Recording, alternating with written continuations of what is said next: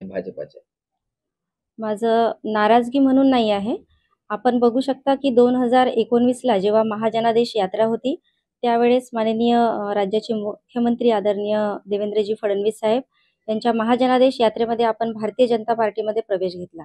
आणि त्या दिवसापासून पक्षाने आपल्याला जे जिम्मेदारी दिली, आधी मी महिला आघाडीची महामंत्री होती, त्यानंतर जिल्हा सचिव होती आणि जे आपल्याला जिम्मेदारी पक्षाने दिली, प्रामाणिकपणाने आणि इमानदारीने 100% मी त्याच्यावर पूर्ण करण्यासाठी प्रयत्न सातत्याने केला. आपण बघू शकता त्यानंतर लोकसभा निवडणूक झाली. आता 2024ची विधानसभा निवडणूक झाली. साकोली विधानसभा असेल.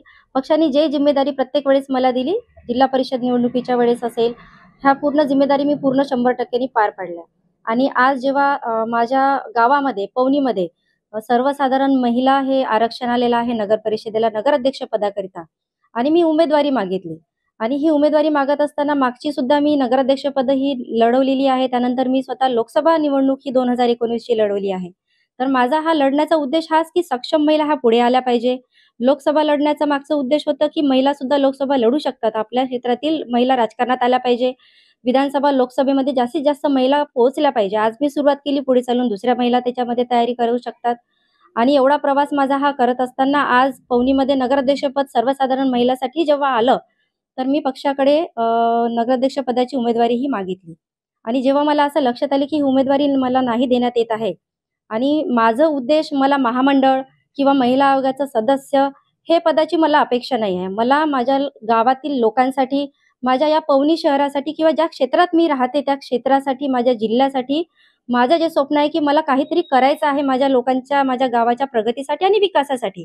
मग ते आरोग्य असेल, शिक्षण असेल किंवा सगळ्या क्षेत्रामध्ये आपल्याला विकासाची गंगा वाहून न्यायची आहे. तर आपण काहीतरी पद आपल्याकडे जोपर्यंत येणार नाही, जसा नगराध्यक्ष आहे, तोपर्यंत मी हे करू शकणार नाही.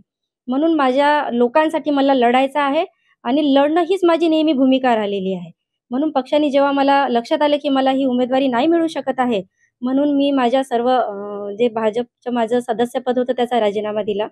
मी नाराजगी त्याला म्हणू शकत नाही, कारण होऊ शकते त्यांना वाटलं असेल की मी या पदासाठी योग्य नाही. पण जनमत, माझ्या गावातल्या जनतेचं जे मत आहे हे मला माहित आहे. कारण गावामध्ये आम्ही राहतो. गावातल्या लोकांमध्ये रोज उठतो, बसतो, मिसळतो आम्ही. त्याच्यामुळे लोकांचं काय मत आहे, जनमत काय आहे, हे आम्हाला चांगल्या पद्धतीने माहिती आहे. म्हणून जनतेसाठी, लोकांसाठी आणि माझ्या पवनीसाठी मला हा निर्णय घ्यावा लागला. आज खूप जड अंतकरणाने मला निर्णय घ्यावा लागला. भाजप हा माझा परिवार, पूर्ण जिल्ह्यातून मला खूप प्रेम तिथून मिळालेलं आहे.